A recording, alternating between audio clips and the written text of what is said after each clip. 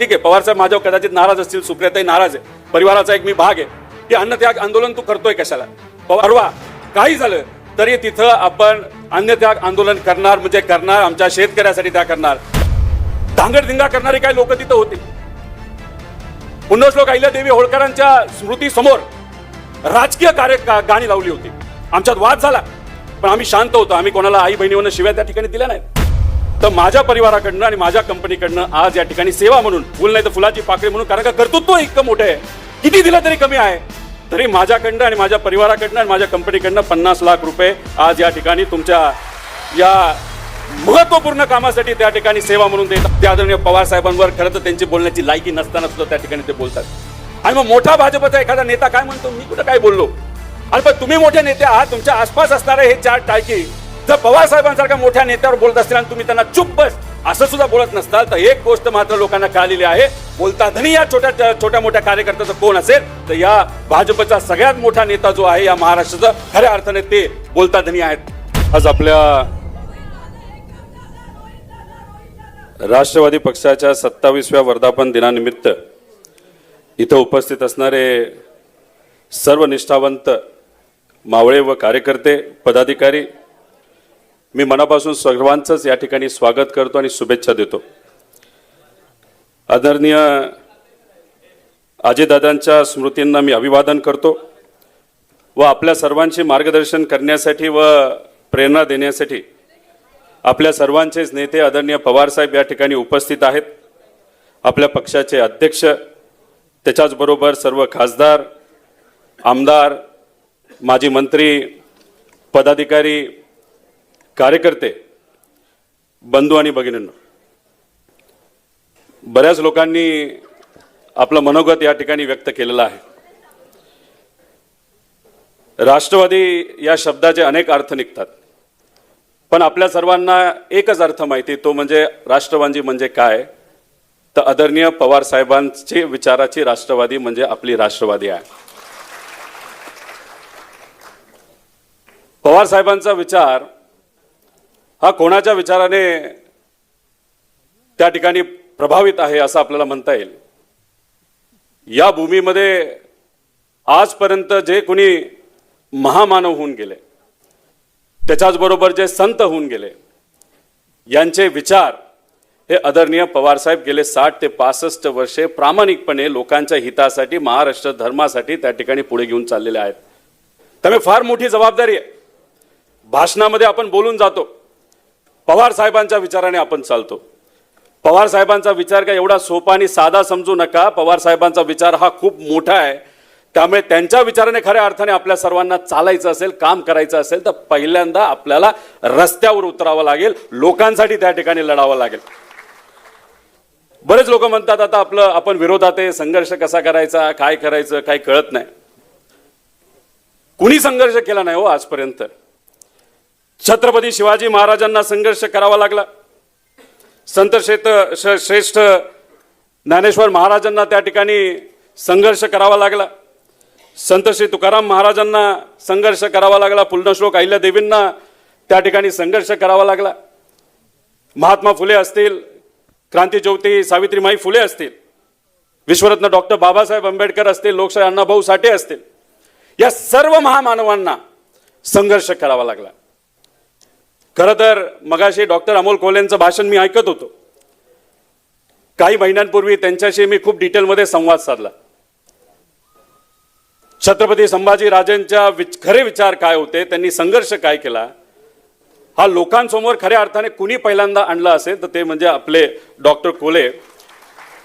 आणि सरळ सोप्या भाषेत टीव्हीवर मालिकेच्या माध्यमातून, आणि त्या सगळ्या मालिका बघितल्यानंतर लोकांना कळालं की खरंच छत्रपती संभाजी राजेंचं कर्तृत्व किती मोठं होतं.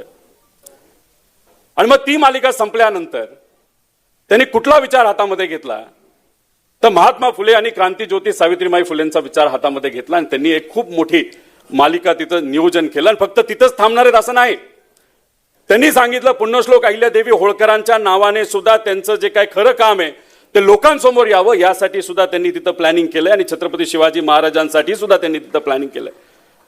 पण त्यावेळेस बोलत असताना त्यांनी सांगितलं अनेक अडचणी आणल्या जातात, फंडिंग रोखलं जात आहे. ही मालिका कशी लोकांसमोर येणार नाही, महात्मा फुलेंचे विचार लोकांसमोर कसे जाणार नाही, यासाठी अनेक मोठी ताकदवान लोक तिथं प्रयत्न करत आहेत. पण 4-5 महिन्यापूर्वी आमचं जे संभाषण झालं होतं, मला असं वाटलं की ठीक आहे, आता सगळं नॉर्मल चालू आहे. जिथं कुठं जाईल तिथं ही चर्चा आम्हाला ऐकायला मिळते. काही दिवसांपूर्वी माझ्या एका आत्याचं ऑपरेशन झालं, त्यांच्याशी संवाद साधत होतो. त्यांनी म्हणाले की आता चल मला मालिका बघायला जायचं. म्हणलं कुठली? ते म्हणले महात्मा फुले आणि आपले क्रांतीज्योती सावित्रीबाई फुलेंचे, डॉक्टर अमोल कोल्हेंची मालिका, ती आता मला बघायला जायचं. मध्ये रेग्युलरली ही मालिका बघणारे लाखो करोडो लोक आहेत. आणि ती मालिका आज जर थांबवली जात असेल तर एक तुम्ही समजून घ्या, फक्त मालिका थांबवलेली जात नाही तर विचार त्या ठिकाणी थांबवण्याचा प्रयत्न काही लोक तिथं करत आहेत. अहो, त्या काळात या महान मानवांनी तिथं परिश्रम घेतले, कष्ट घेतले. एक मनुवादी विचार जो त्या काळामध्ये अशा विचाराला दाबत होता, त्या विचाराच्या विरोधात हे सर्व महामानव लढले. म्हणून आज आपण सर्वजण शिकू शकलो आणि बोलू शकतो. माझी पणजी शिकली, माझी आजी शिकली, माझी आई शिकली, माझी बहीण, माझी पत्नी, आता माझी मुलगी तिथं शिकत आहे. तर हे कोणामुळे असेल तर हे महात्मा फुले आणि क्रांतीज्योती सावित्रीबाई फुलेंमुळे. मला माहित नाही फुले ही सेवा मान्य करतील का नाही करतील, पण डॉक्टर तुम्ही बोललात की 15 जूनला तुमची मालिका संपते आणि तुम्ही युट्यूब नाही तर कशाही पद्धतीने तुमची मालिका आणि हे जे विचार आहे महामानवांचे ते पुढे घेऊन चालला आहात. तर माझ्या परिवाराकडनं आणि माझ्या कंपनीकडनं आज या ठिकाणी सेवा म्हणून, फुल नाही तर फुलाची पाकळी म्हणून, कारण का कर्तृत्व इतकं मोठं आहे, किती दिलं तरी कमी आहे, तरी माझ्याकडनं आणि माझ्या परिवाराकडनं आणि माझ्या कंपनीकडनं 50 लाख रुपये आज या ठिकाणी तुमच्या या महत्वपूर्ण कामासाठी त्या ठिकाणी सेवा. हा आकडा कमी आहे आणि मी तुम्हाला सांगतो याच्या पुढे या महाराष्ट्रातून कुणी 100 रुपये देईल, कुणी 50 रुपये देईल, कुणी लाखभर रुपये देईल, नाही तर कुणी करोड रुपये देईल, पण हा जो विचार आहे तो लोकांपर्यंत घेऊन जाण्यासाठी करोडो लोक तुमच्या बरोबर आहेत. हे या ठिकाणी या व्यासपीठावर खरं तर मी सांगतो. काही दिवसांपूर्वी पुण्यश्लोक अहिल्यादेवी होळकरांची जी जन्मभूमी माझ्या मतदारसंघामध्ये येते तिथं मी गेलो होतो. धांगडधिंगा करणारी काही लोक तिथं होती. पुण्यश्लोक अहिल्यादेवी होळकरांच्या स्मृती समोर राजकीय गाणी लावली होती. आमच्यात वाद झाला, पण आम्ही शांत होतो. आम्ही कोणाला आई बहिणीवरनं शिव्या त्या ठिकाणी दिल्या नाहीत. आणि मग हा वाद झाला, सगळं झालं, चर्चा झाली टीव्हीवर. आणि मग दुसऱ्या दिवशी काही राजकीय नेते आणि सामाजिक कार्यकर्ते तिथे आले आणि म्हणाले रोहित पवारांना काय अधिकार आहे आमच्या पुण्यश्लोक अहिल्यादेवी होळकरांच्या जन्मभूमीमध्ये येण्याचा. अहो, मला त्यांना सांगायचंय, जाती जातीमध्ये आणि धर्माधर्मामध्ये महामानवांना त्या ठिकाणी वाटू नका. पुण्यश्लोक अहिल्यादेवी होळकर ह्या सर्व समाजाच्या जाती धर्माच्या आई समान आहेत आणि आम्हाला अधिकार आहे त्यांच्या विचारावर आणि त्यांच्या कर्तृत्वावर. तसंच क्रांतीज्योती सावित्रीबाई फुले आपले जिजाऊ असतील, तसंच इतरही सर्व महामानव हे आपल्या आई समान आहेत. त्यामुळे कुणीही जाती जातीमध्ये धर्माधर्मामध्ये महामानवांना त्या ठिकाणी वाटलं गेलं नाही पाहिजे. त्यामुळे आपल्या तालुक्यात, आपल्या जिल्ह्यात जिथं कुठं आपण कार्यक्रम घ्याल अशा पद्धतीनेच कार्यक्रम घ्या ज्याच्यामध्ये समावेशक विचार त्या ठिकाणी आपल्या सर्वांना बघायला मिळाले पाहिजे. मगाशी महामानवांनी काय संघर्ष केला हे तुम्हाला मी सांगितलं आणि अनेक लोकांनी त्या ठिकाणी सांगितलं. पण आपण ज्या नेतृत्वाकडे बघतो त्या नेतृत्वाने सुद्धा काही कमी संघर्ष केला नाही. अहो, माझं वय 40, पवार साहेबांचा अनुभव 65 वर्षाचा राजकीय आणि सामाजिक मध्ये एवढा मोठा अनुभव हा पवार साहेबांचा. अनेक वर्ष सत्तेत होते, पण अनेक वर्ष विरोधात सुद्धा होते. सत्तेत असताना, मंत्री असताना अनेक लोकहिताच्या, महाराष्ट्राच्या हिताच्या त्या ठिकाणी पॉलिसीज या पवार साहेबांनी त्या ठिकाणी केल्या. आणि विरोधात असताना दुसऱ्या दिवशीपासून घरी न बसता लोकात जाऊन त्या ज्या काही पॉलिसी असतील, जी धोरणं सत्तेत असताना लागू केली ती खऱ्या अर्थाने लोकांपर्यंत पोहोचलीत का नाही पोहोचली बघणारा आपला हा नेता आहे. एवढा मोठा नेता त्या ठिकाणी आहे. आणि त्यांनी संघर्ष खूप, म्हणजे गोवा मुक्ती संग्रामासाठी लहान असताना सुद्धा त्यांनी पहिल्यांदा संघर्ष त्या ठिकाणी केला. 1986 साली सीमा लढ्यामध्ये बेळगावमध्ये जाऊन त्या ठिकाणी तिथं असणाऱ्या मराठी बांधवांसाठी लाठी सुद्धा या आपल्या पवार साहेबांनी त्या काळामध्ये तिथं खाल्लेल्या आहेत. त्याच्याबरोबर मंडल आयोगाची अंमलबजावणी करणारा देशात पहिलं राज्य हे आपलं होतं. त्या काळामध्ये सुद्धा काही प्रमाणात राजकीय किंमत आदरणीय पवार साहेबांना मोजावी लागली.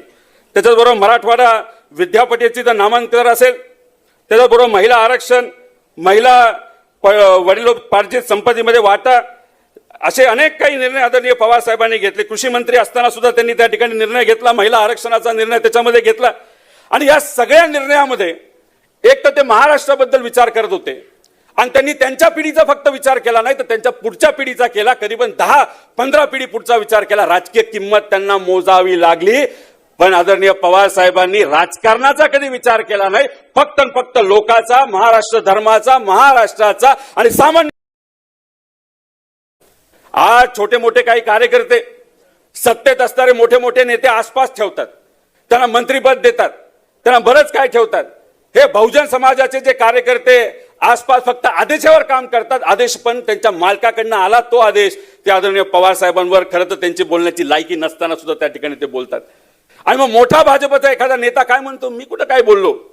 आणि पण तुम्ही मोठे नेते आहात, तुमच्या आसपास असणारे हे चार टाळकी जर पवार साहेबांसारख्या मोठ्या नेत्यावर बोलत असतील आणि तुम्ही त्यांना चुप बस असं सुद्धा बोलत नसताल तर एक गोष्ट मात्र लोकांना कळलेली आहे, बोलता धनी या छोट्या मोठ्या कार्यकर्त्याचं कोण असेल तर या भाजपचा सगळ्यात मोठा नेता जो आहे या महाराष्ट्राचा.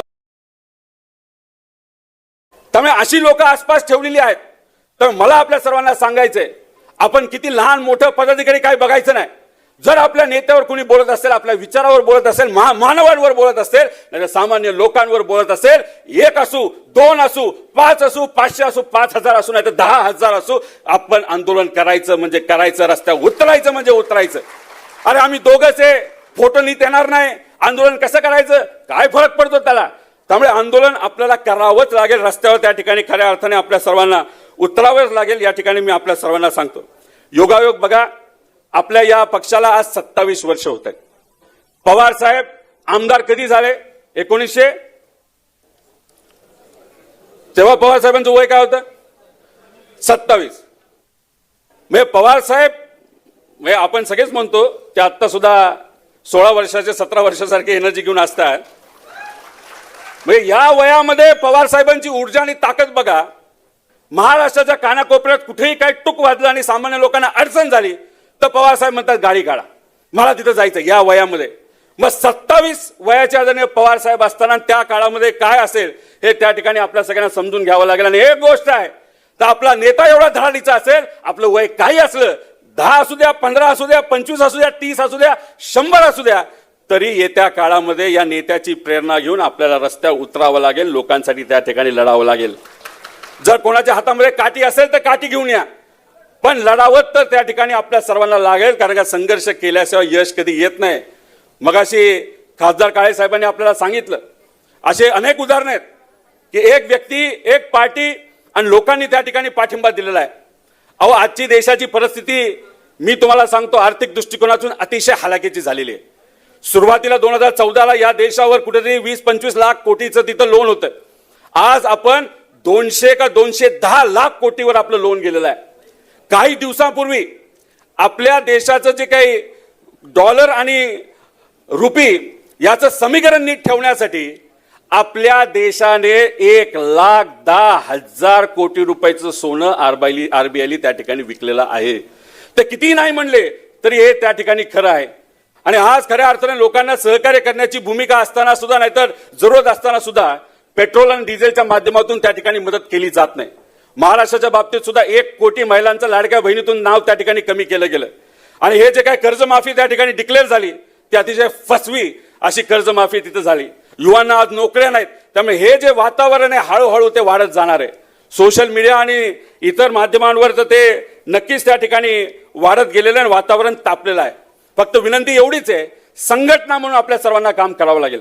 आदरणीय पवार साहेबांनी, तसंच शशिकांत शिंदे साहेबांनी आम्हा सगळ्यांना त्या ठिकाणी आदेश दिले, सुप्रियाताईंनी आदेश दिलेले आहे की पुढच्या 15 दिवसामध्ये काही प्रमुख ज्या काही संघटनात्मक आपली पदं आहेत त्याच्यामध्ये आपल्याला काही सामान्य कार्यकर्त्यांना, ज्याचं कुठल्याही नेत्याचा कुठलंही नातं नाही, कुठेही त्या ठिकाणी घराणेशाहीचं त्या ठिकाणी नातं नाही, अशा सामान्य परिवारातल्या पदाधिकाऱ्यांना त्या ठिकाणी पुढच्या 10 ते 15 दिवसामध्ये आपल्याला पदं द्यायचेत असं त्या ठिकाणी आम्हा सगळ्यांना सांगण्यात आलेलं आहे. त्याच्याचबरोबर जसे कार्यकर्ते महत्वाचे तसे पदाधिकारी महत्वाचे, तसंच आदरणीय पवार साहेबांबरोबर प्रामाणिकपणे जे सर्व शिलेदार उभे राहिले त्याच्यामध्ये आदरणीय अनिल देशमुख साहेब आहेत, जयंत पाटील साहेब आहेत, जितेंद्र आव्हाड साहेब आहेत, आपले अध्यक्ष जे नेहमी लोकांच्या हितासाठी आपल्या पार्टीच्या कर्तृत्वासाठी त्या ठिकाणी लढत असतात असे शशिकांतजी शिंदे साहेब आहेत, शिंगणे साहेब आहेत, राजूजी टोपे साहेब आहेत, असे अनेक मान्यवर त्या ठिकाणी आहेत. त्यामुळे हे शिलेदार खंबीरपणे आदरणीय पवार साहेबांच्या पाठीमागे उभे राहिले, कार्यकर्ते उभे राहिलात, तुम्ही उभे राहिलात, म्हणून आज आपली पार्टी त्या ठिकाणी आहे. काही लोक आपल्या बरोबर पूर्वी सत्तेत होते, आज आपल्यापासून वेगळे झालेत, ते फक्त सत्तेत आहेत म्हणून त्यांचे पदाधिकारी कार्यकर्ते त्यांच्या बरोबर आहेत. एकदा ती सत्ता गेली तर त्या पक्षामध्ये कुणीही त्या ठिकाणी राहणार नाही, हे त्या ठिकाणी मी आपल्या सर्वांना इथं सांगतो. पण ह्या निष्ठावंत जे शिलेदार आहेत त्यांना सुद्धा मोठ्या प्रमाणात किंमत ही मोजावी लागली. अनिल देशमुख साहेबांना जेलमध्ये जावं लागलं. बऱ्याच लोकांना वाटत होतं की देशमुख साहेब जेलमध्ये जातील, बाहेर आल्यानंतर म्हणतील भाजप जिंदाबाद. अजिबात नाही. अतिशय निष्ठावंत आणि विचाराला पक्का असणारा हा नेता आदरणीय पवार साहेबांबरोबर त्या ठिकाणी राहिला. मगाशी खडसेताईंनी सांगितलं त्यांच्या परिवारावर, त्यांच्या पतीवर खूप मोठं प्रेशर हे आणलं गेलं होतं. 4 लोक काय करत होते, कदाचित ती फक्त भेट होती आणि त्याला एक पार्टी दाखवली, ड्रग्सची पार्टी, आणि त्यात ह्या परिवारावर प्रेशर आणलं आणि त्यांनी मगालचं उदाहरण त्या ठिकाणी दिले. तरी सुद्धा खडसे परिवार हा आदरणीय पवार साहेबांवर आज सुद्धा त्या ठिकाणी आहेत. ह्या सगळ्या गोष्टी आपल्या सर्वांसाठी अतिशय महत्वाच्या आहेत. त्यामुळे जाता जाता मी फक्त आपल्या सर्वांना त्या ठिकाणी एवढंच सांगतो की येणाऱ्या काळामध्ये शेतकऱ्याची कुठली लढाई असो, नाहीतर आपल्या गावात, आपल्या भागात एखाद्या मुलीवर, महिलेवर जर अत्याचार झाला तर तिथल्या दुसऱ्या मिनिटाला आपल्या सर्वांना त्या ठिकाणी जावं लागेल. आपल्या एखाद्या कार्यकर्त्यावर, एखाद्या पदाधिकाऱ्यांवर जर तिथं कारवाई झाली नाही तर पोलीस जर तिथं मदत नसेल करेल, सहकार्य करत नसेल, तर तिथं सुद्धा आपल्याला मोठ्या संख्येने जावं लागेल आणि त्या कार्यकर्त्याच्या पाठीमागे उभं राहावं लागेल. त्यामुळे अनेक असे कार्यकर्ते त्यांच्याबरोबर आपण या अडचणीच्या काळामध्ये त्या ठिकाणी उभं राहिलो. आणि याच्या पुढे सुद्धा जर कोणाला काय वाटलं तर फक्त आपल्या अध्यक्षांना तुम्ही तिथं फोन करा, नेत्यांना फोन करा, नाही तर आम्ही तर आहोतच. जिथं बोलवाल तिथं त्या ठिकाणी आम्ही यायला तयार आहे. त्याच्याच बरोबर कुठलंही आंदोलन आलं, आता 2 दिवसानंतर आदरणीय, आता ठीक आहे पवार साहेब माझ्यावर कदाचित नाराज असतील, सुप्रियाताई नाराज आहे, परिवाराचा एक मी भाग आहे, की अन्नत्याग आंदोलन तू करतोय कशाला. पवार साहेब नक्कीच तुम्ही मला आधी पण सांगितलेलं आहे, आता परत एकदा कधीतरी सांगाल, उद्या, आज, उद्या, पण मला एवढं सांगायचंय तुमच्या विचाराने काम करणारे आम्ही कार्यकर्ते आहोत. या वयामध्ये सुद्धा जर महाराष्ट्रासाठी तुम्ही संघर्ष करत आहात तर या कार्यकर्त्याला त्या ठिकाणी तुम्ही परवानगी द्या. परवा काही झालं तरी तिथं आपण अन्नत्याग आंदोलन करणार, म्हणजे करणार आमच्या शेतकऱ्यासाठी. आणि खऱ्या अर्थाने पवार साहेबांचा विचार घेऊन आम्ही पुढे जाणार आहोत. शशिकांत शिंदे साहेब असतील, सर्व नेते असतील, आपण आपापल्या जिल्ह्यामध्ये सुद्धा जिल्हाधिकाऱ्यांना त्या ठिकाणी पत्र द्या. खरंच ही फसवी कर्जमाफी आहे, कारण का आपल्याला सवय कशाची, तर पवार साहेबांनी 72,000 कोटीची सरसकट जी कर्जमाफी दिली त्याची आपल्याला सवय. आणि 2019ला महाविकास आघाडी काळात मध्ये सुद्धा आदरणीय पवार साहेबांच्या मार्गदर्शनाखाली सरसकट जी कर्जमाफी दिली त्याची आपल्याला सवय आहे. त्यामुळे हे जे काय अट बिट आम्हाला कळत नाही, आम्ही तिथं बसणार म्हणजे बसणार. तुम्ही परवानगी द्या, नाहीतर नाही, नका देऊ, पण तिथं बसून आमच्या शेतकऱ्याला तिथं न्याय कसा मिळेल यासाठी आम्ही प्रामाणिकपणे त्या ठिकाणी प्रयत्न करू. आणि आपण प्रामाणिकपणे पुढचे काही दिवस काम करत राहिलो, महिने काम करत राहिलो, कुठली अपेक्षा ठेवू नका. कपडे खराब होत आहेत तर होऊ द्या, जेलमध्ये टाकतायत तर टाकू द्या. आपण गेल्या काही महिन्यांमध्ये कांद्याचं आंदोलन अध्यक्षांच्या मार्गदर्शनाखाली केलं, 2-3 ठिकाणी तिथं केलं. कांद्याचे भाव कुठे 7-8 रुपयाला होते, त्याच्यामध्ये 8 रुपये भाव हे वाढले. तरी अजून हे सरकार कुठेतरी शेतकऱ्याकडे बघत असताना दुजा भावातून त्या ठिकाणी बघतंय. पण पुढच्या 5-6 दिवसामध्ये 24 रुपये कांद्याला भाव कसा जाईल यासाठी संघर्ष आपला कायम त्या ठिकाणी तसाच चालू राहणार आहे. त्याच्याच बरोबर विद्यार्थ्यांचं आंदोलन होतं, युवकांचं आंदोलन होतं. बुलढाण्याला आपण शिंगणे साहेब आणि आपण सगळे तिथं आदिवासी समाजावर अन्याय झाला, तिथं आंदोलनाला गेलो. शिक्षकांचं आंदोलन होतं. त्यामुळे कुठलंही आंदोलन असेल तर तिथं आपल्याला रस्त्यावर या ठिकाणी उतरावं लागेल आणि प्रामाणिकपणे तुम्ही काम करा. एक गोष्ट मात्र त्या ठिकाणी आपल्या सर्वांना सांगतो, 2029ला आपल्या पक्षाला गृहीत घेतल्याशिवाय या राज्यात कधीही त्या ठिकाणी सत्ता येणार नाही, हे मात्र या ठिकाणी आपल्या सर्वांना सांगतो. आणि ती सत्ता सुद्धा आपल्या विचाराचीच त्या ठिकाणी सरकार सत्ता आल्याशिवाय राहणार नाही. आणि ज्यांना थोडीफार भीती वाटते त्यांना सांगतो, ते आपल्याला हरू शकतील, आपल्याला घाबरू शकतील, पण एक मात्र खरं, आपण स्वाभिमानी असल्यामुळे आपल्याला मोडू शकत नाही, हे याद राखा. एवढंच या ठिकाणी सांगतो आणि थांबतो. जय हिंद, जय महाराष्ट्र, जय राष्ट्रवादी. धन्यवाद रोहित दादा. यानंतर आपल्या सर्वांशी बोलतायत या महाराष्ट्र राज्याचे माजी गृहमंत्री आदरणीय अनिलजी देशमुख साहेब. यांना विनंती करतो आपण या विचारपीठावर व्यक्त व्हावं. आजच्या या आपल्या पक्षाच्या वर्धापन दिनाच्या निमित्तानं आपल्या सर्वांचे नेते आदरणीय गेल्या काही दिवसांपासून राज्यात अनेक घडामोडी घडत आहेत. विधान परिषद निवडणूक लक्षात घेता अनेक नेत्यांनी पक्ष बदल केलाय. दरम्यान आता शरद पवार यांच्या पक्षात लवकरच मोठं काहीतरी घडण्याची शक्यता आता वर्तवली जात आहे. पक्षात नवचैतन्य निर्माण व्हावं, तसेच पक्षात नव्या चेहऱ्यांना संधी मिळावी, यासाठी राष्ट्रवादी शरद पवार पक्षाकडून मोठा निर्णय घेण्यात येऊ शकतो. खुद आमदार रोहित पवार यांनीच आता याविषयी माहिती दिली आहे. राष्ट्रवादी काँग्रेस पार्टी शरदचंद्र पवार पक्षाच्या वर्धापन दिनानिमित्त मुंबईत कार्यक्रम आयोजित करण्यात आला होता. या कार्यक्रमात आमदार रोहित पवार यांनी भाषणात महत्वाची माहिती दिली आहे. पुढच्या 15 दिवसात पक्षात प्रमुख संघटनात्मक बदल केले जातील. यावेळी सामान्य कार्यकर्त्यांना, ज्याचे कोणत्याही नेत्याशी नाते नाही, संबंध नाही, कुठेही घराणेशाहीचं नातं नाही, अशा सामान्य पदाधिकाऱ्यांना यावेळी संधी दिली जाईल. पुढच्या 10 ते 15 दिवसात अशा कार्यकर्त्यांना पद द्यायची आहे, असं रोहित पवार यांनी सांगितलंय. त्यामुळे आता पक्षात मोठं काहीतरी घडणार असं बोललं जात आहे. दुसरीकडे मुंबईत शरद पवार यांच्या पक्षाचा वर्धापन दिनानिमित्त कार्यक्रमात अनेक बड्या नेत्यांनी उपस्थिती होती. खासदार शरद पवार यांनीही कार्यक्रमात नेत्यांना, पदाधिकाऱ्यांना संबोधित केलं. शरद पवार यांना यावेळी राज्यातील सध्याची राजकीय परिस्थिती यावर भाष्य केलंय. त्यामुळे पक्षाचा संघर्ष, आगामी वाटचाल यावरही काही नेत्यांनी आता भाष्य केलंय. दरम्यान रोहित पवार यांनी लवकरच पक्षात महत्वाचे बदल होतील असंही सांगितलंय. परंतु आता हे बदल नेमके कोणते असतील, पक्षात कोणाला काय संधी दिली जाईल, याची माहिती अद्याप समोर आलेली नाहीये.